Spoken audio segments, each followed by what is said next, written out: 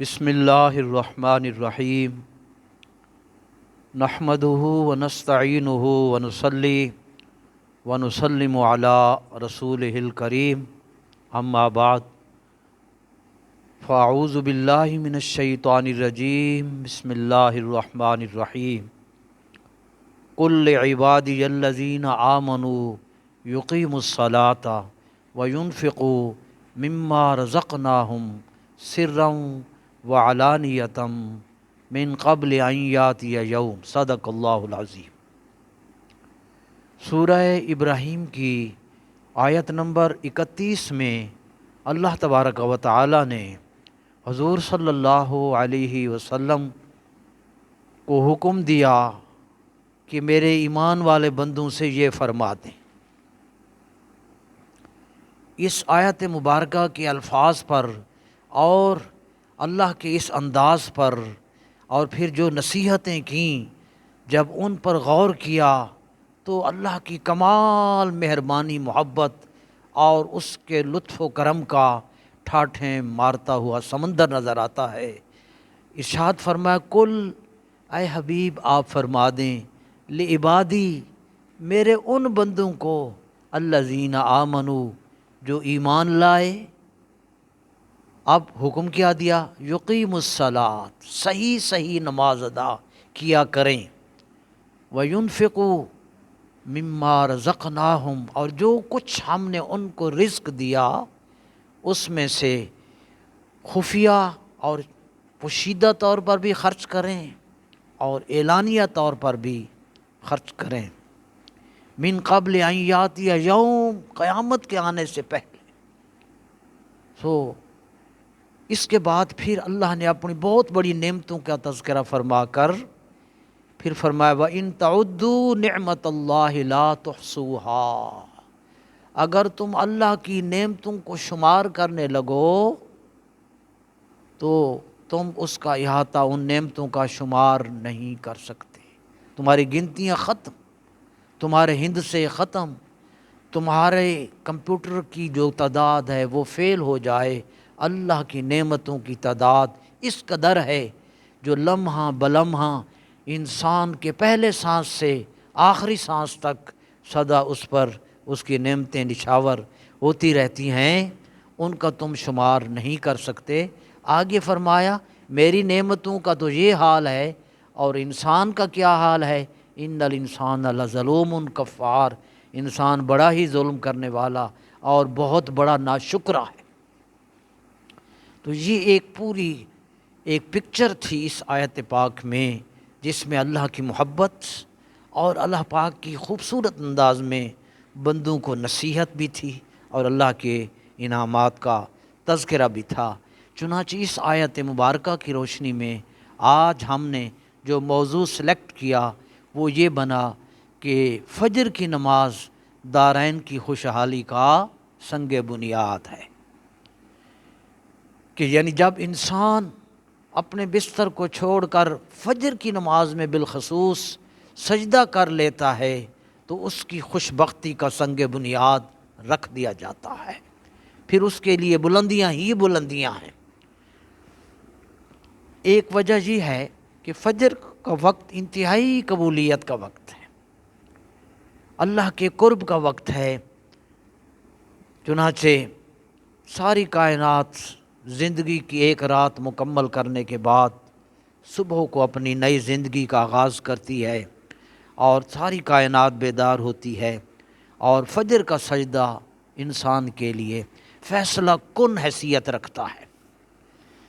اس کی ایک وجہ یہ ہے کہ فجر اور عصر کی نماز کی اہمیت باقی نمازوں سے اس لیے زیادہ ہے کہ اس فجر کی اور عصر کی نماز میں جتنے بھی محافظ فرشتے ہوتے ہیں وہ فجر کی نماز میں شامل ہوتے ہیں، رات کے محافظ فرشتے وہ بھی، اور دن کو جنہوں نے حفاظت انسان کی کرنی ہوتی ہے وہ سارے جمع ہو کر فجر میں انسان کے ساتھ سجدہ کرتے ہیں۔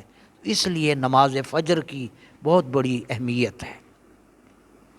چنانچہ نبی کریم علیہ الصلوۃ والسلام کا ارشاد عالی ہے، ارشاد فرمایا، من صلی صلاۃ الصبح فہو فی ذمۃ اللہ، جس نے فجر کی نماز پڑھ لی وہ اللہ کی ذمہ میں ہے، اللہ کی امان میں آ جاتا ہے۔ اس حدیث پاک کی تشریح حضرت قبلہ مفتی احمد یار خان نعیمی علیہ رحمہ نے میرات المناجی میں یوں کی، فرمایا یعنی فجر کی نماز پڑھنے والا اللہ کی امان میں ایسا ہوتا ہے جیسے ڈیوٹی کا سپاہی حکومت کی امان میں ہوتا ہے۔ گویا آپ اللہ کی پناہ میں آ گئے نماز فجر ادا کرنے کے بعد۔ حدیث شریف نمبر 2، نماز فجر کی اہمیت۔ حضور علیہ الصلوۃ والسلام کی حدیث پاک ہے، فرمایا لن یلج النار احد صلی قبل طلوع الشمس وقبل غروبها، یعنی الفجر والعصر، رواہ مسلم۔ وہ شخص آگ میں ہرگز نہیں داخل ہوگا جو سورج طلوع ہونے سے پہلے اور سورج غروب ہونے سے پہلے نمازیں پڑھتا رہا، یعنی فجر اور عصر۔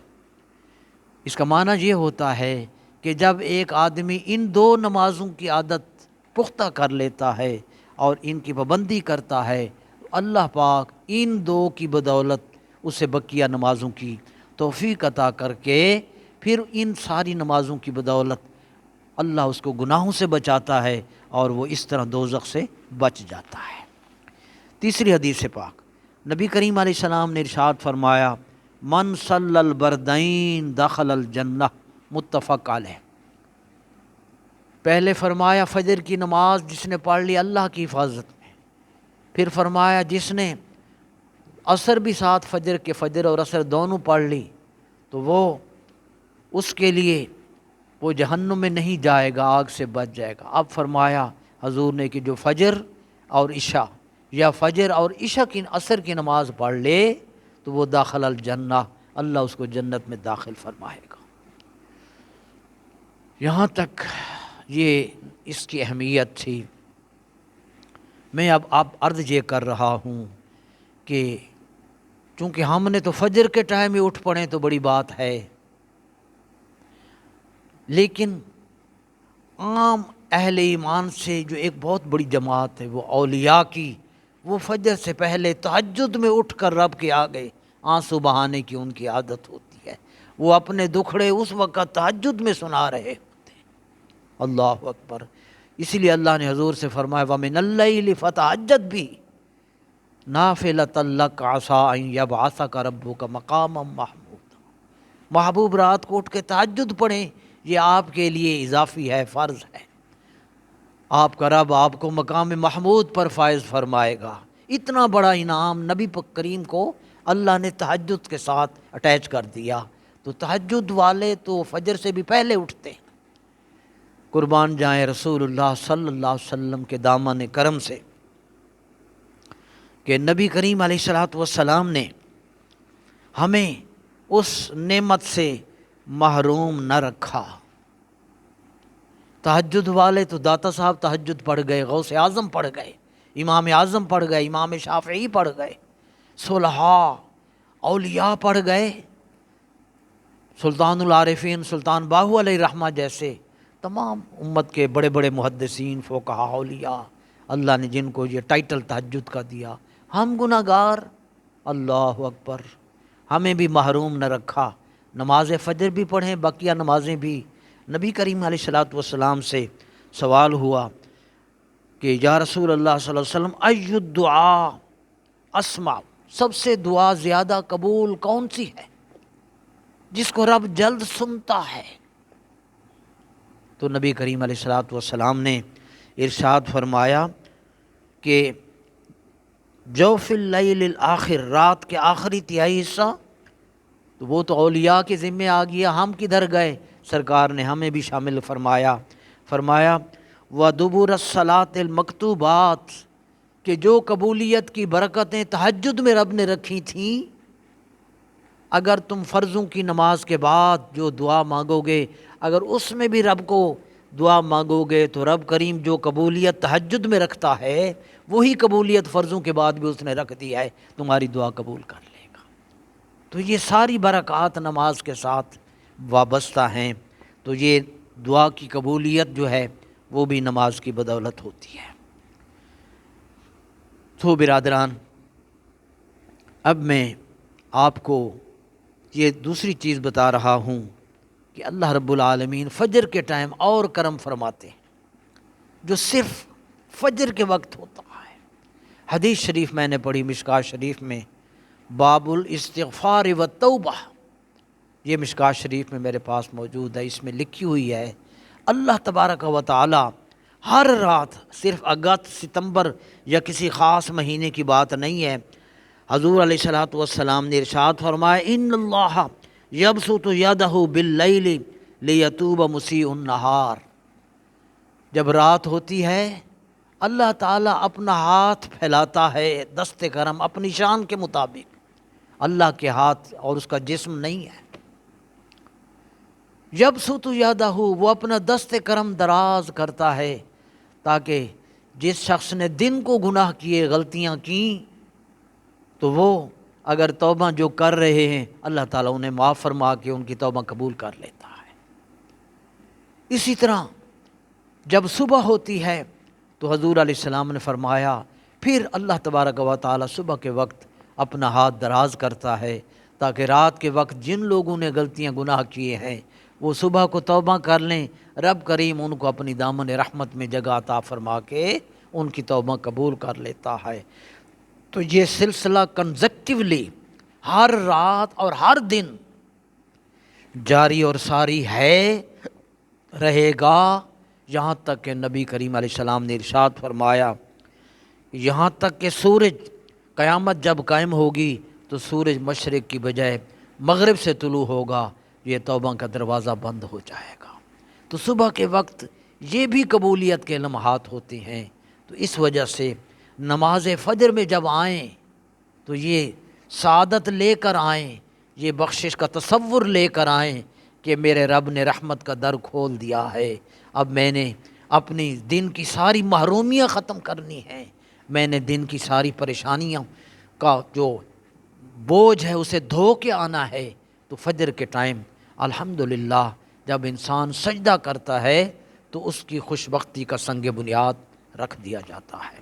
آخری بات، حضور علیہ الصلوۃ والسلام نے یہاں پر ایک دعا ہے جو پہلی بار میں عرض کر رہا ہوں کہ آپ اس دعا کی بدولت شیطان کے حملوں سے 100% محفوظ ہو جائیں گے۔ سنیے یہ حدیث شریف، اس کو رواہ ابو داود بحوالہ مشکوٰۃ باب المساجد۔ سنیے نبی کریم علیہ الصلوۃ والسلام جب مسجد میں داخل ہوتے تو یہ دعا کیا کرتے۔ ہم سب اس ویڈیو کو جو دیکھ رہے ہیں، جو ہمارے ساتھ اٹیچ ہیں، ہم سے یہ دین کی باتیں توجہ سے سنتے ہیں، میری ان سے گزارش ہے کہ یہ بہت بڑا گفٹ ہے جو آپ کو دیا جا رہا ہے۔ میں نبی کریم علیہ السلام کا فرمان آپ تک پہنچا رہا ہوں۔ یہ آخری بات ہے، حضور علیہ الصلوۃ والسلام جب مسجد میں داخل ہوتے تو حضور کی دعا یہ تھی، نبی کریم علیہ الصلوۃ والسلام کی دعا یہ ہوتی اعوذ باللہ العظیم، میں عظمت والے اللہ کی پناہ میں آتا ہوں۔ آگے کیا فرماتے؟ وَبِوَجْهِهِ الْكَرِيمِ، اور اس کی ذات کریم کے صدقے میں، وَسُلْطَانِهِ الْقَدِيمِ، اور اس کے قدیمی ابدی دائمی جو اس کا غلبہ ہے ذرے ذرے پر، اس کی بدولت میں شیطان مردود سے بچنے کے لیے اللہ کی پناہ میں آتا۔ یہ دعا ہے، اس کو PDF فارم کے اندر بھی انشاءاللہ ہم ڈال دیں گے، تو میں پھر پڑھ رہا ہوں تاکہ جو سنیں توجہ سے۔ اعوذ باللہ العظیم وبوجہہ الکریم وسلطانہ القدیم من الشیطان الرجیم۔